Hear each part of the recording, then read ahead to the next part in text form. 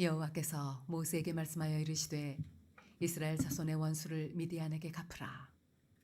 그 후에 네가 네 조상에게로 돌아가리라. 모세가 백성에게 말하여 이르되 너와 함께 있는 사람들 가운데서 전쟁에 나갈 사람들을 무장시키고 미디안을 치러 보내어 여호와의 원수를 갚되 이스라엘 모든 지파에게 각 지파에서 1,000명씩을 전쟁에 보낼지니라. 아멘. 각 지파에서 1,000명씩 이스라엘 100만 명 중에서 12,000명을 택하여 무장을 시킨지라. 모세가 각 지파에 1,000명씩 싸움에 보내되 제사장 엘라살의 아들 비느하스에게 성소의 기구와 신호나팔을 들려서 그들과 함께 전쟁에 보내매 그들이 여호와께서 모세에게 명령하신 대로 미디안을 쳐서 남자를 다 죽였고 그 죽인 자 외에 미디안의 5 왕을 죽였으니 미디안의 왕들은 에위와 레김과 수르와 후르와 레바이며 또 부올의 아들 발람을 칼로 죽였더라. 이스라엘 자손이 미디안의 부녀들과 그들의 아이들을 사로잡고 그들의 가축과 양떼와 재물을 다 탈취하고 그들이 거처하는 성읍들과 졸락을 다 불사르고 탈취한 것, 노략한 것, 사람과 짐승을 다 빼앗으니라. 그들이 사로잡은 자와 노략한 것과 탈취한 것을 가지고 여리고 맞은편 요단강가 모압 평지의 진영에 이르러 모세와 제사장 엘라살과 이스라엘 자손의 회중에게로 나아오니라. 아멘. 오늘 민수기 31장에 나와 있는 전쟁은 이스라엘 백성들이 가나안 땅에 들어가기 전에 치르는 마지막 전쟁입니다. 이 전쟁은 민수기 25장에 나와 있는 바알 부올 사건과 이어지는 전쟁인데 다들 잘 알고 있다시피 바알 부올 사건은 유명한 무당이었던 발람이 이스라엘을 무너뜨리려고 계략을 세웠던 사건이었습니다. 발람은 이스라엘을 저주하려고 애썼지만 하나님은 이스라엘을 지켜주시고 저주 대신에 축복해 주셨습니다. 발람은 하나님께서 이스라엘을 절대로 버리지 않는다는 사실을 알고 이스라엘이 하나님을 버리도록 꾀를 썼는데 바로 미디안 여자를 이용해서 이스라엘 남자들이 바알을 숭배하도록 부추긴 것입니다. 보라, 이들이 발람의 꾀를 따라 이스라엘 자손을 부올의 사건에서 여호와 앞에 범죄하게 하여 여호와의 회중 가운데서 연병이 일어나게 하였느니라. 그래서 이때 바알 부올에서 이스라엘 백성들이 광야 생활 동안 가장 많은 사람들이 죽은 사건으로 기록이 되는 것입니다. 가나안 땅을 바로 눈앞에 두고도 하나님의 심판을 받아 가나안 땅에 들어갈 수 없었던 것입니다. 그 후에 광야 세대에 대한 2차 인구 조사가 있었고 또 하나님은 가나안 땅에서 지켜야 할 제사와 절기들을 말씀해 주었습니다. 그렇게 바알볼의 사건이 잊혀지는 듯 싶었는데 하나님은 바알볼의 사건을 잊지 않으셨다는 것입니다. 이제 하나님은 미디안을 심판할 것이고 이 전쟁은 모세와 이스라엘 백성들이 함께하는 마지막 전투가 될 것입니다. 이 전쟁은 하나님께서 시작하신 전쟁입니다. 이것은 모세의 결정도 아니었고 백성들이 하자고 한 전쟁도 아니었습니다. 하나님의 명령입니다. 이스라엘 자손의 원수를 미디안에게 갚으라. 그 후에 내가 내 조상에게로 돌아가리라. 모세가 백성에게 말하여 이르되 너와 함께 있는 사람들 가운데서 전쟁에 나갈 사람들을 무장시키고 미디안을 치러 보내어 여호와의 원수를 갚되. 여기서 미디안을 이스라엘의 원수요 하나님의 원수라고 하신 이유는 하나님께서 아브라함한테 하신 말씀, 너를 축복하는 자에게는 내가 복을 내리고 너를 저주하는 자에게는 내가 저주하리니 라고 하는 이 말씀을 근거로 하는 것입니다. 하나님의 백성을 저주하고 대적하는 것은 절대로 작은 죄가 아닙니다. 우리 교회가 옥골에 교회를 건축했을 때 길을 막고 공사를 방해한 어떤 주민이 있었습니다.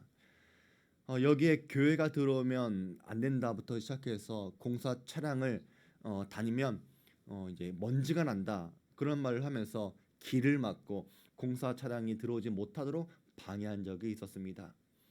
그런데 어느 순간 다시 공사를 시작할 수 있게 되었고 그 주민은 볼 수 없었습니다.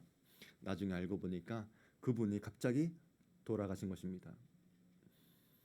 동네 주민들 사이에서 교회 짓는 것을 방해하니까 하나님께서 죽으셨다라고 하는 소문이 돌기 시작했고 그 후에 교회는 무사히 건축을 한 적이 있었습니다. 우리는 하나님께서 아브라함에게 말씀하신 이 축복이 이 약속이 오늘날 우리 모든 교회와 성도들에게도 주시는 동일한 하나님의 약속이라고 믿습니다. 하나님의 백성들을 축복하는 사람들에게는 하나님도 복을 주시겠지만 하나님의 백성들을 괴롭히고 못 살게 꾸는 사람한테는 하나님께서 반드시 그에 대한 보복과 심판을 해 주실 것입니다. 미디안 사람들은 이스라엘 백성들이 하나님께서 가장 싫어하시는 우상 숭배의 죄를 저지르게 만들었습니다. 그래서 미디안 사람들이 하나님의 원수였고 또 하나님은 미디안 사람들을 심판하셔야 하는 것입니다.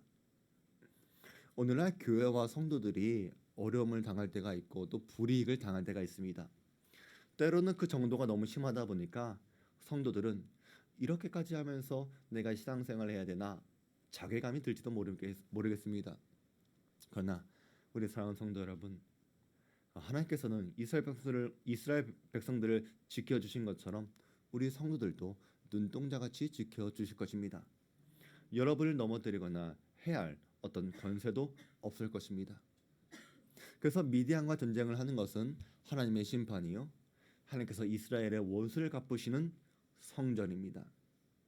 이것이 성경적인 의미에서 말하는 성전, 거룩한 전쟁입니다. 성전은 그 말 자체가 거룩한 성스러운 전쟁인데 여기서 성전은 인간이 스스로 저지르는 행위를 말하는 것이 아닙니다. 이슬람교의 전파와 보호를 위한 전쟁을 성전이라고 이야기하는데 기독교에서의 성전은 하나님께서 주도하시는 전쟁을 말합니다. 지금 미디안의 전쟁은 모세와 백성들의 생각에서 시작된 게 아닙니다. 하나님께서 말씀하신 것입니다. 그렇게 생각해 보면 우리 성도들도 어려움을 당할 때 내가 보복을 계획한다, 그렇다면 그것은 성경적인 의미에서의 성전이 아닐 것입니다. 우리는 우리의 어려움을 우리가 해결하는 것이 아니라 오히려 감사함으로 먼저 하나님께 기도를 시작해야 합니다. 사도 바울은 빌립보서에서 이렇게 이야기합니다. 아무것도 염려하지 말고 다만 모든 일에 기도와 간구로 너희 구할 것을 감사함으로 하나님께 아뢰라. 그리하면 모든 지각에 뛰어난 하나님의 평강이 그래서 예수 안에서 너희 마음과 생각을 지키시리라. 수요일에도 그런 말을 했지만 우리는 현재 주어진 상황에 대해서 먼저 자족하는 법을 배우셔야 합니다. 하나님께서 이 상황을 통해서 주시는 하나님의 메시지가 있다라고 우리는 믿어야 하는 것입니다. 우리가 걱정스러운 일을 만나더라도 원수들이 우리를 괴롭게 한다고 하더라도 내가 어떤 수단과 방법으로 이를 해결해 보겠다, 이것을 작정하기 전에 먼저 하나님께 감사로 기도해 보시길 바랍니다. 이 일을 통해서 하나님의 표적과 기사와 선하심이 나타나게 될 것을 미리 감사하시면서 기도하시기 바랍니다. 그리고 모든 지각에 뛰어난 하나님의 평강이 여러분의 마음과 생각을 채워주시기를 간구하시기 바랍니다. 하나님의 심판은 반드시 이루어질 것이고 여러분이 잊어도 하나님은 잊지 않으실 것입니다. 시간이 흐른다고 그 일이 사라지는 것이 아니라 하나님의 때에 반드시 일어날 것입니다. 이 전쟁이 거룩한 하나님의 전쟁이라고 보여주는 구절들이 있습니다. 바로 제사장 비느하스가 참전한다는 것입니다. 모세가 각 지파에 1000명씩 싸움에 보내되 제사장 엘르아살의 아들 비느하스에게 성소의 기구와 신호 나팔을 들려서 그들과 함께 전쟁에 보내매. 원래 제사장은 전쟁에 참여하지 않습니다. 제사장들은 시체를 만져서 부정하게 되면 안 되기 때문입니다. 그런데 이 전쟁에서는 비느하스가 전쟁에 참전하라고 하나님께서 말씀하십니다. 그래서 성소의 기구와 나팔을 들고 전쟁에 참여합니다. 여기서 성소의 기구가 무엇인지는 알 수 없습니다. 언약일 수도 있고 아니면 성소 안에 다른 성물일 수도 있습니다. 그런데 분명한 것은 이 기구들은 사람을 죽이는 데 사용되는 무기는 아닐 것입니다. 그런데도 하나님은 제사장 비느하스가 성소의 기구와 나팔을 들고 전쟁에 뛰어들게 하셨습니다. 또 전쟁에 나가는 군인들도 보니까 각 지파에서 1000명씩 모두 12,000명 정도밖에 안 됩니다. 당시 이스라엘에서 전쟁에 나갈 수 있는 인원이 60만 명 정도가 되었는데 60분의 1밖에 되지 않은 것입니다. 그러면 하나님은 왜 제사장을 전쟁에 참여시키고 왜 적은 숫자로 전쟁을 치르게 하셨을까? 그것은 전쟁은 무기나 사람의 많고 적음에 있는 것이 아니라 하나님께 달려있음을 배우라는 것입니다. 이스라엘이 이제 가나안 땅에 들어가게 되면 거기서 더 많은 전쟁을 치러야 합니다. 그래서 하나님은 이스라엘 백성들한테 하나님의 전쟁이 무엇인지를 지금 예습을 시키는 것입니다. 우리도 숫자가 많고 적음에 따라서 재정이 많고 적음에 따라서 자신감이 생길 수도 있고 위축될 수도 있습니다. 그러나 우리는 우리가 얼마나 강한지 약한지 얼마나 많은 것을 갖고 있는지 적은지를 이걸 따질 것이 아니라 이것들이 그리고 이 일이 하나님께 속해 있는지 먼저 그것부터 확인해 보시기 바랍니다. 사람이 없다고 해서 하나님의 일이 멈추는 게 아닙니다. 사람이 많다고 이기는 것도 아닙니다. 하나님께서 어디에 서 계시는지가 중요합니다. 그래서 이 전쟁은 12,000명밖에 참여하지 않았지만 미디안 족속을 완전히 무찔렀습니다. 남자들을 다 죽였고 미디안 지역의 왕들 5명을 다 죽였습니다. 그리고 발람도 이 전쟁에서 심판을 받아 죽은 것입니다. 이스라엘 군사들은 미디안의 부녀들과 아이들을 사로잡고 모든 가축을 탈취해서 전리품을 가지고 모압 평지로 돌아옵니다. 그런데 말씀을 가만히 보니까 군사들이 승리하고 돌아왔을 때 모세는 지휘관들한테 화를 냅니다. 왜냐하면 미디안 여자들을 살려두었기 때문입니다. 이게 왜 문제가 되냐면 이스라엘의 우상 숭배에 빠지게 된 것은 바로 이 여자들 때문입니다. 보라, 이들이 발람의 꾀를 따라 이스라엘 자손을 부올의 사건에서 여호와 앞에 범죄하게 하여 여호와의 회중 가운데 연병이 일어나게 하였느니라. 여기서 이들은 미디안 모든 지파를 이야기하는 것이 아니라 여자들을 말하는 것입니다. 그래서 하나님의 심판이 완성되려면 바로 이 여자들까지도 다 죽어야 하는 것입니다. 이게 잔인하게 보일지 몰라도 지금 이 전쟁은 하나님의 전쟁이고 하나님의 심판이라는 것을 알고 있다면 누구도 예외가 될 수 없다는 것을 알아야 합니다. 바알 보올에서 우상을 숭배했던 이스라엘 백성들이 심판을 받아 다 죽은 것처럼 이 여자들도 다 죽어야 합니다. 이스라엘이 금송아지를 섬겼을 때도 가데스 바네아에서 반역을 일으켰을 때도 하나님은 예외 없이 이스라엘 백성들까지도 심판하셨습니다. 이것은 거룩한 하나님의 백성이 되려면 모든 사람들이 거룩해져야 한다는 것입니다. 이것을 보여주는 것이 19절, 20절에 있는 말씀입니다. 너는 이래 동안 진영밖에 주둔하라. 누구든지 살인자나 죽임을 당한 사체를 만진 자는 셋째 날과 일곱째 날에 몸을 깨끗하게 하고 너희의 포로도 깨끗하게 할 것이며 모든 의복과 가죽으로 만든 모든 것과 염소털로 만든 모든 것과 나무로 만든 모든 것을 다 깨끗하게 할지니라. 전쟁에 참여했던 사람들은 시체와 접촉했기 때문에 부정하게 됐습니다. 사람을 죽이는 전쟁이니까 당연한 거 아니겠습니까? 그런데 하나님은 그런 당연한 일들에 대해서도 정결해야 된다라고 말씀해 주신 것입니다. 심지어 전쟁에서 얻은 전리품까지도 깨끗하게 하라는 것입니다. 우리도 세상에 살다가 교회로 들어올 때는 거룩한 모습으로 돌아와야 합니다. 세상에서 살다 보면 우리가 원치 않아도 어쩔 수 없이 때가 묻을 때가 있고 죄를 범할 때도 있을 것입니다. 그것이 피할 수 없는 일이었다고 하더라도 여러분이 하나님 앞에 나올 때는 거룩한 모습으로 나오라는 것입니다. 그렇다고 해서 이것이 가식적으로 신앙생활을 해야 된다, 그것은 아닙니다. 우리의 삶이 거룩한 삶을 추구하는 삶으로 바꾸라는 것입니다. 우리가 세상에서 승리하는 비결이 하나님께 속해 있고 또 계속해서 승리하려면 하나님의 백성으로 남아 있어야 합니다. 우리가 교회에 나올 때는 누구라도 교회에 나올 수 있지만 하나님을 경험한 사람들, 하나님의 백성으로 남으려고 하는 사람들은 거룩해지려고 애를 써야 한다는 것입니다. 그러려면 우리는 주님의 십자가를 생각해야 합니다.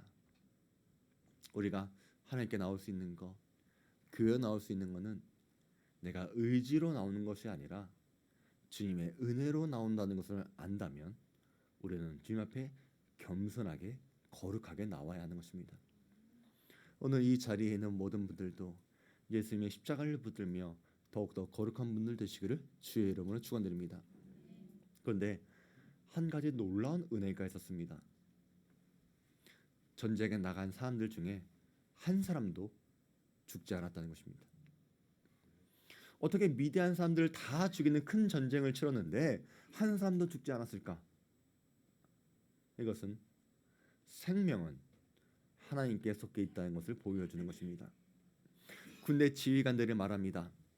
모세에게 말하되 당신의 종들이 이끈 구린을 계수한즉 우리 중 한 사람도 충나지 아니하였기로 우리 각 사람이 받은 바 금 패물 곧 발목고리, 손목고리, 인장반지, 귀고리, 목걸이들을 여호와께 헌금으로 우리의 생명을 위하여 여호와 앞에 속죄하려고 가져왔나이다 라고 말합니다. 이미 전리품을 분배할 때 전쟁에 나간 사람들한테는 전리품 중에 절반을 나눠 주었고 또 그 군사들은 받은 전리품들 중에서 500분의 1을 제사장한테 주었습니다. 그리고 전리품 중에 나머지 절반은 회중들한테 나눠줬는데 회중들은 그 중에 50분의 1을 레위인한테 드렸습니다. 이것은 모두 하나님께 드린 것입니다. 그런데 나중에 지휘관들이 보니까 단 한 사람도 죽지 않았다는 것을 확인하니까 너무나 또 감사해서 하나님께 더 드리겠다라고 자원해서 드렸다는 것입니다. 그리고 이 헌물에 대해서 이렇게 이야기합니다. 우리의 생명을 위하여 여호와 앞에 속죄하려고 드렸다는 것입니다. 한마디로 자신들의 생명값, 목숨값이라는 것입니다. 그래서 모세는 지휘관들이 드린 이 예물을 하나님께 드려서 기념으로 삼았습니다. 모세와 제사장 엘레아살이 천부장과 백부장들에게 금을 취하여 회막에 드려 여호와 앞에서 이스라엘 자손의 기념을 삼았더라. 저는 우리 성도들이 이런 기념을 삼을 만한 예물을 하나님께 드릴 수 있는 분들 되시기를 바랍니다. 지휘관들이 이미 하나님께 한 차례 드렸는데 왜 또 드렸습니까? 이 전쟁에서 승리가 중요한 게 아닙니다. 하나님의 전쟁이기 때문에 이것은 분명히 이기는 전쟁입니다. 그런데 이길 수 있는 전쟁이라고 하더라도 하나님의 은혜를 또 한 번 발견하게 되면 또 한 번 하나님께 감사로 드릴 수 있는 것, 그것이 하나님 앞에 기념이 된다는 것입니다. 하나님의 큰 은혜를 받은 사람들은 내가 받은 은혜 때문에 의무적으로 드리는 것, 거기서 멈추지 않습니다. 전리품을 분배받은 다음에 제사장 레위인한테 드리라라고 하는 것은 백성들의 의무입니다. 이 의무를 통해서도 하나님은 충분히 받으십니다. 하지만 기념으로 삼을 만한 드림은 의무감 플러스 알파의 헌신에 있다는 것입니다. 지휘관들이 이기는 것에서 멈추는 게 아니라 단 한 사람도 죽지 않았다. 이것은 하나님의 은혜가 아니면 안 된다는 것을 알았을 때 그들은 또 한 번 감사드렸고 그 헌금에 대해서 우리의 생명을 위하여라고 그 이유를 찾은 것입니다. 저는 우리 교회에 이런 기념할 만한 예물을 드릴 수 있는 교회와 성도들이 되시기를 바랍니다.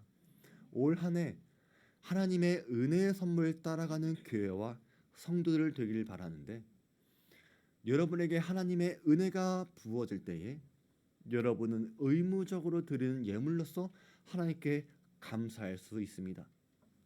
그러나 내가 그 의무를 다했다고 끝마치는 것이 아니라 자꾸만 하나님의 은혜를 생각해 보니까 감사하고 또 감사해서 내가 플러스 알파로 더 드릴 수 있는 그 헌신의 마음이 있다면 그것이 우리 교회에도 기념비가 될 만한 일이라는 것입니다. 우리 교회에 이런 기념할 만한 것들이 많아질 때에 교회는 부흥할 것입니다. 모든 게 은혜입니다. 하나님의 은혜를 기념할 수 있는 우리 교회와 성도들 되시기를 주의 이름으로 축원드립니다.